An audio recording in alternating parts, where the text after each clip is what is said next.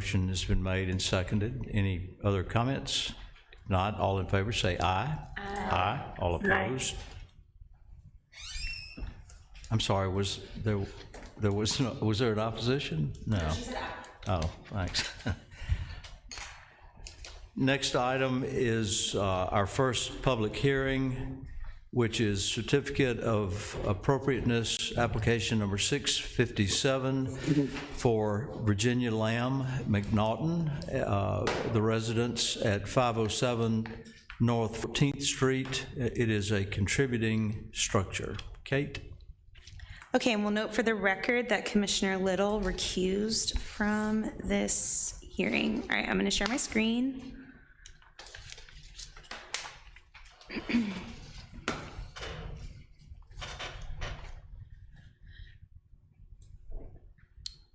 Okay, so this public hearing concerns the outbuilding, which is an old garage at 507 North 14th Street. You'll recall that in April of 2021, this commission voted to pursue the demolition by neglect proceedings regarding this structure. We did end up getting in touch with the applicant. She lives in Virginia, and we started working with her on a plan to get the structure restored. So essentially the structure is going to be stabilized and lifted, and they're going to install a foundation and then, you know, set the building back on that new foundation. And any rotting wood will be repaired or replaced in kind as needed. So that means that new wood would match existing siding in application and in the reveal and in dimension and width and all of that. The only change the applicant is proposing is to remove that small side addition that you see in the right of this photo with a door. You'll see that it has different siding than the existing, than the original building. That was added sometime after construction, and apparently it's kind of causing the whole structure to list, and it's not properly like flashed or anything. It was just sort of attached on there. So they'd like to have that piece removed permanently. And staff is recommending approval of this COA, and we're excited that a demolition by neglect case came out with a restoration. Thank you, Kate. And thank you, Kate. And it's really impressive for me to know our experience with this garage beginning in April, and all the people that have been involved, the city, multiple correspondence with the owner, and to come to this resolution, hopefully, of the owner restoring and repairing the structure, because I don't really think we've got that many outbuildings left in historic districts, so it's an important building for our community. You've heard the case presented. Any questions, comments from any of the commissioners? Are they going to add a driveway that's going to be usable, or they're just... That's not included with the proposal at this time. I mean, it seems to have been used for storage, and I think they'll continue to do that. Will they put a door or anything, or is it just going to be like? They're not proposing one at this time. I think they would need to come before you guys with any kind of change like that. Yeah. So, and I'm not sure what would be appropriate. I'd have to research that. Well, when you said storage, maybe wonder. It is set pretty far back on the lot. I mean, you can see it, but you know, it's not like on the street. Anybody else have any questions about the application? If not, is there a motion that we approve the application that has been presented to us? I so move. Second. We have a motion and a second. Any other comment or question? If not, all in favor of approval, please signify by saying aye. Aye. Aye. All opposed?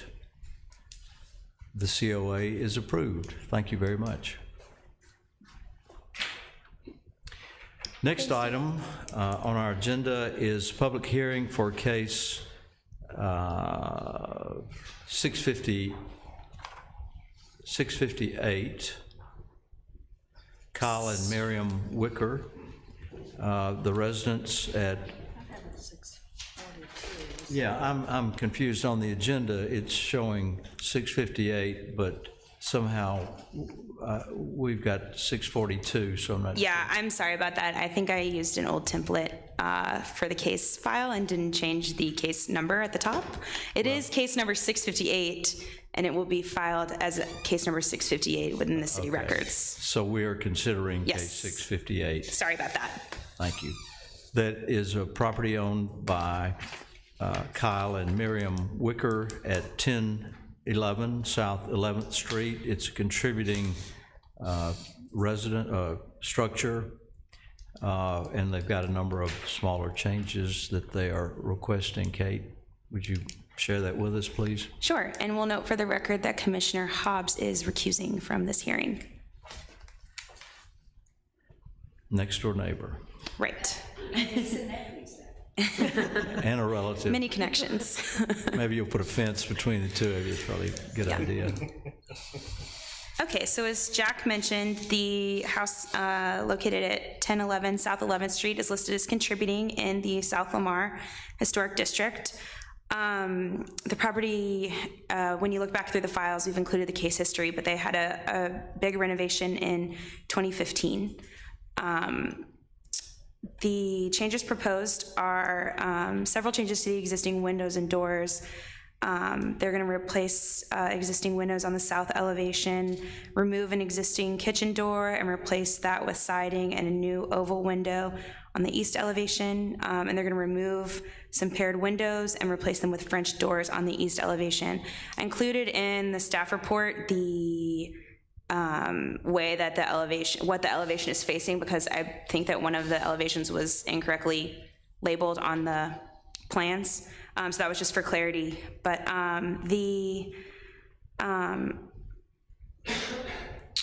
windows and the design guidelines address changes to windows and doors, noting that often new uses for interior spaces of historic buildings trigger alteration to windows, and that new functions and changing circumstances can also spur the installation of new window openings in historic buildings.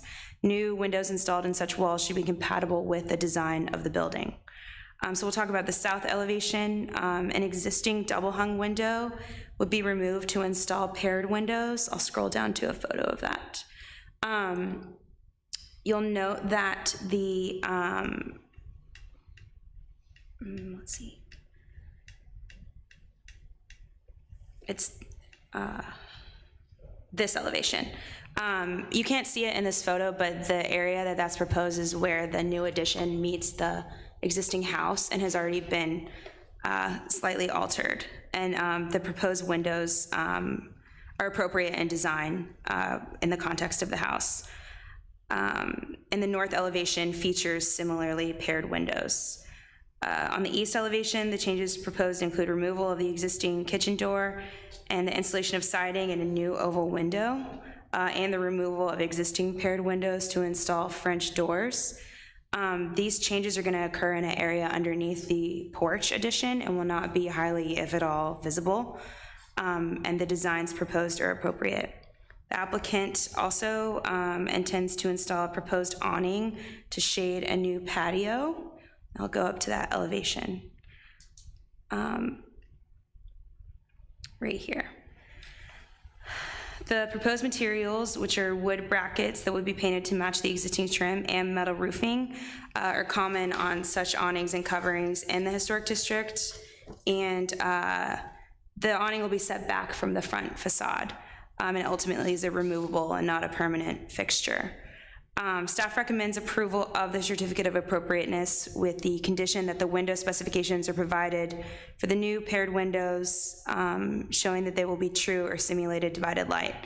And then we did receive an email from the applicant that I forwarded to you guys today, requesting also that 2 windows in the existing addition are replaced with the same window that they're proposing for those new paired windows.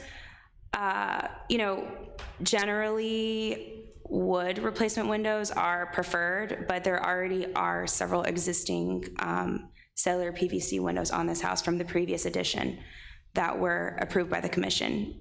The reason we included that condition in the staff report, or in the staff recommendation, is because there wasn't a spec sheet provided, and we'll need to see that to confirm that the windows are true or simulated divided light, which is required by the guidelines. So that was a lot to take in, a lot of window changes, but I'm happy to answer any questions that you guys have, and the applicants are here.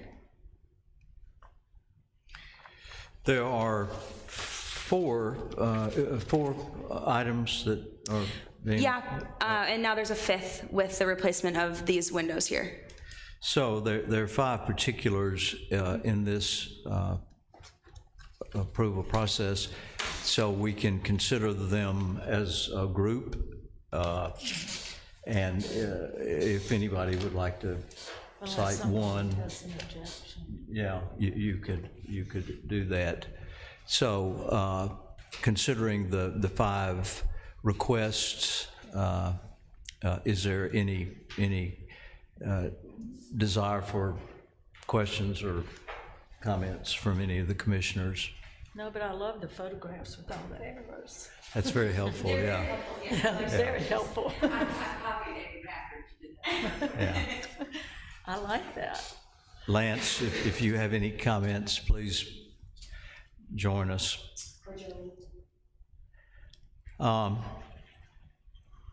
If there are no questions or comments or concerns about any part of this COA, is there a motion that we approve it as requested? So moved with stipulation for the windows as Staff condition. staff condition. Thank you, I stumbled over my words.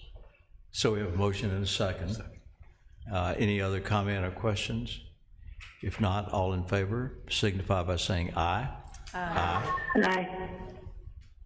Thank you. All opposed? No people opposed, so the application is approved. Thank you very much for coming. Thank you. And the next item on the agenda is the public hearing regarding the modification of our historical boundaries. We have previously had 5 historical boundaries, and according to the information we have received, to better to coincide with the historical districts,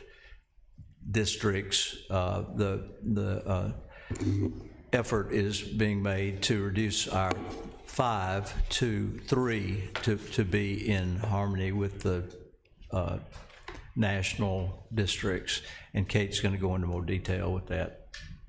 Sure. if you would. It's a little confusing, so I'm sure you guys will have questions at the end. As y'all are aware, we've come before you several times about the Certified Local Government Grant that we received in 2020 from the Department of Archives and History, and that was to update all of the surveys for our historic districts. And the consultant also was evaluating the district boundaries to see if any portions of the historic districts needed to be removed or if the boundaries needed to be altered. So this work, what we're doing today is requesting that you guys make a recommendation to the Mayor and Board of Aldermen that the new boundaries are acceptable, and then the Mayor and Board of Aldermen would vote on the boundaries. What we're discussing today are local district boundaries, which are the historic districts that this commission is over and reviews. A big effort, a big part of this effort was that we wanted to align our local district boundaries with our National Register district boundaries. And you guys will recall, we talked about this a lot with Avon Acres, but the National Register doesn't provide the same types of protections that our local districts do. The National Register is kind of an honorary designation, and the only time that that review would kick in is if there's a federal project that takes place in that area. However, a lot of people in our local districts know that they're in a National Register district, and a lot of times that would differ. They'd be in the North Lamar historic district, but in the Jefferson-Madison local district, and it was just creating a lot of confusion. So that was something that we were hoping to clarify along with getting all of our surveys updated. So the changes that we're proposing here will more align our local districts with our National Register districts. The amount of properties that this commission has purview over and that are receiving review is not substantially changing. It's more that we went from having 5 historic districts to 3 historic districts over what's mostly the same area. So only 62 properties total were removed from all 3 districts, and what remains is 642 properties. So it wasn't a large amount of properties, and a lot of those were like multiple unit type properties, and they were kind of on the fringes of the district. And these were all done at the recommendation of the consultant.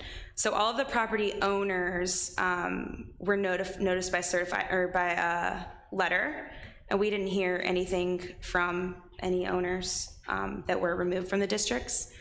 And then the last item is this map that you see in front of you. Our consultant, when she updated all of the surveys, we got her to give us all of the data in a way that we could import it into a GIS map that's going to be on our website and available to the public. And this is it currently. We're still working out some of the kinks, but it's really exciting. It has all of the data from the surveys in the map. So what we have right now is, I clicked on the Isom House because they have a lot of data, but basically you'll be able to scroll through and see, you can see that it's residential single dwelling. It has the description from the survey, historical information, and just when the survey was completed. It has the name of the house, the Isom House, the address, style, and it just has all of the information that we would have on file about the house. So this is all, the changing of the boundaries and this map, it's all sort of an effort to be more transparent to people who live in the historic district or own a historic property. People are calling all the time with questions, and we want them to be able to have access to the information that we have access to. So anyway, we're very excited about the map, and right now it has been up since we legally noticed for this meeting. It's been up in a draft form on our website, and has sort of a disclaimer that it's going to be voted in by the mayor and board. So hopefully that wasn't too confusing. I'm happy to answer any questions that you guys have. I'm sure that the commissioners could have questions about some of this. There's 62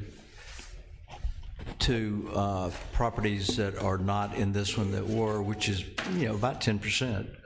Are there any properties that were removed that you thought maybe should not have been removed? No. I do like the fact that it was an independent consultant and not someone working for the city doing that work, because she was solely basing it on architectural integrity and she doesn't know anything about the people that live here. I didn't look at, I've been through every survey individually because we were doing that to make this map. And I didn't see anything that I said, oh, I wish that would have stayed. Jack and I were talking about it a little bit earlier today, and I can understand the concern, removing a property from the district that's on the boundary because you want to see the scale of the neighborhood.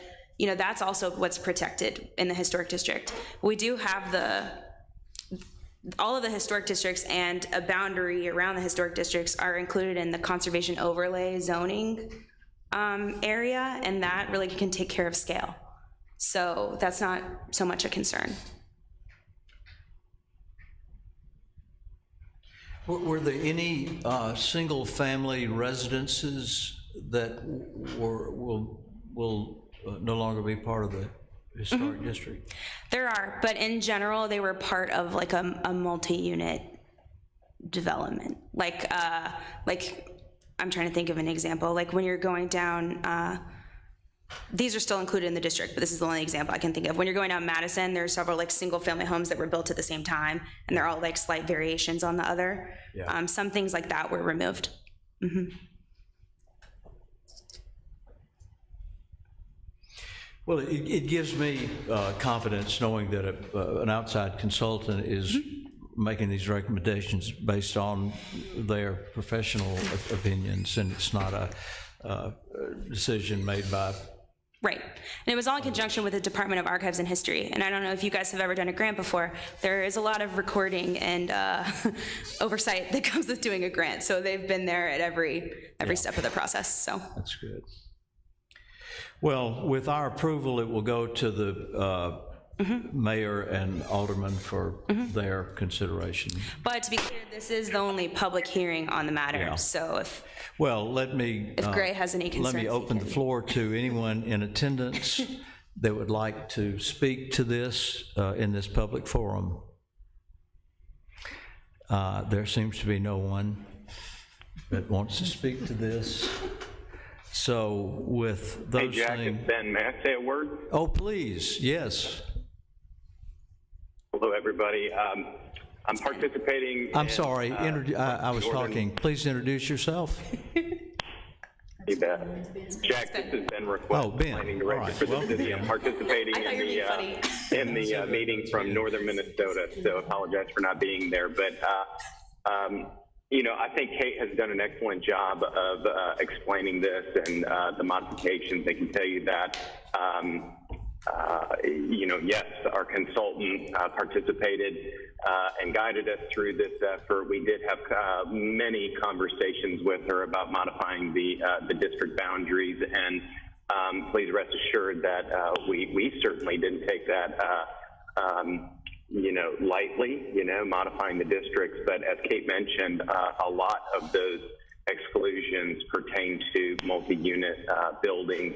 For example, Fox Hill up on North 14th, the district down on,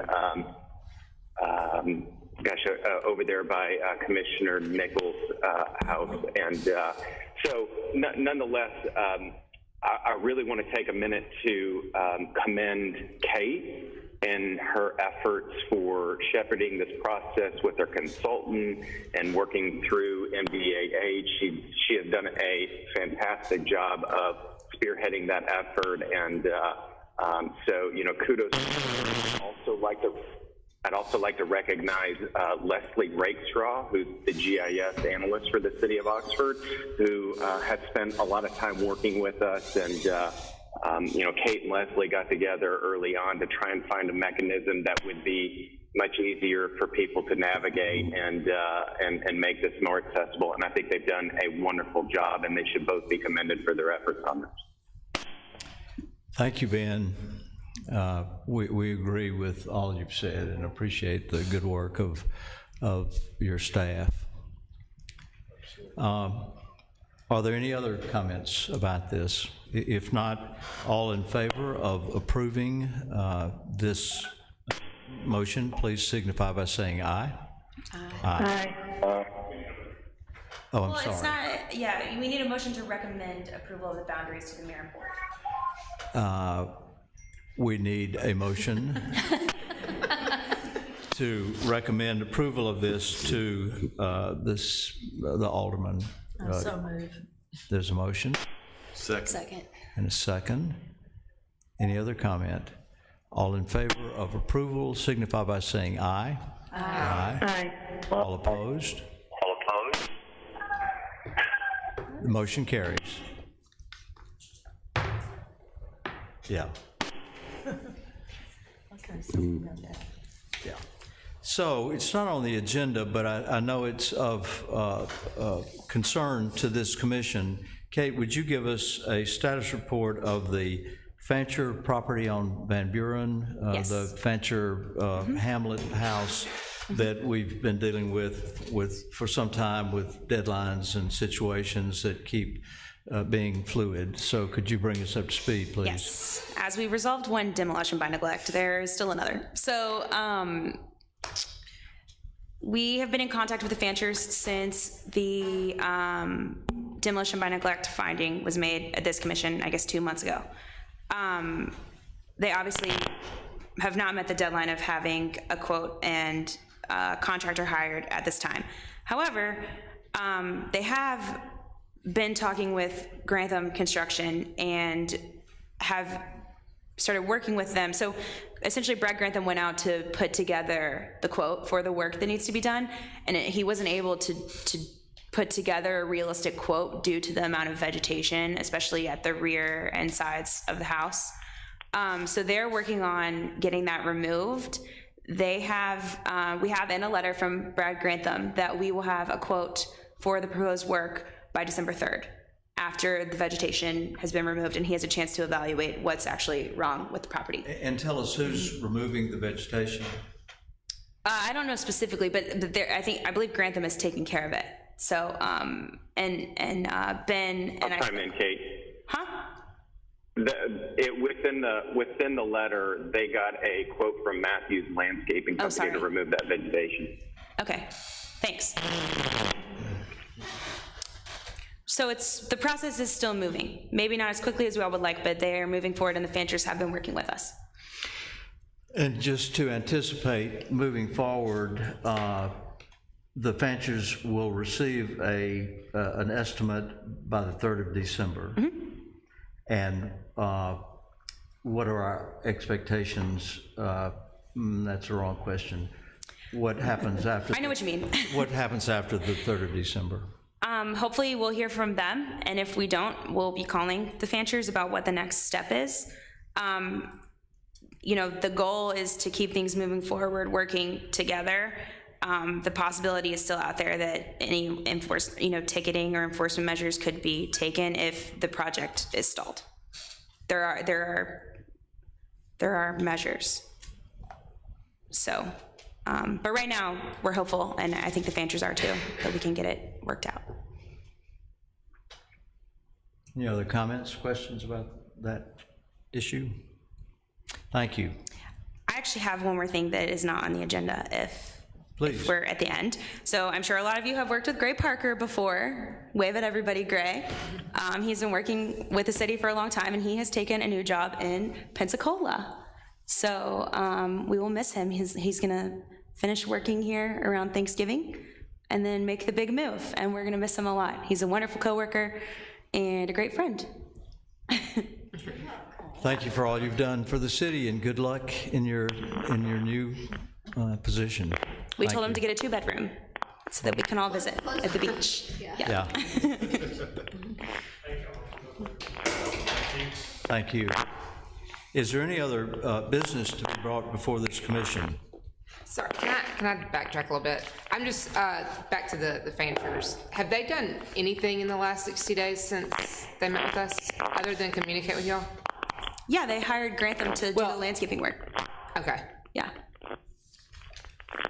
To do, Grantam's doing construction and Matthew's doing the landscaping? Is that right?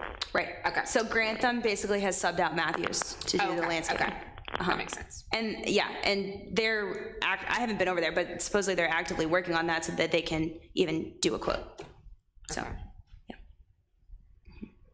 Slow progress. If there's no other business to come before this commission, is there a motion that we adjourn? So moved. Is there a second? Second. Motion's been made and seconded. All in favor, say aye. Aye. Aye. Opposed? Thank you to our friends who joined us. You want to quit me getting old man? Right.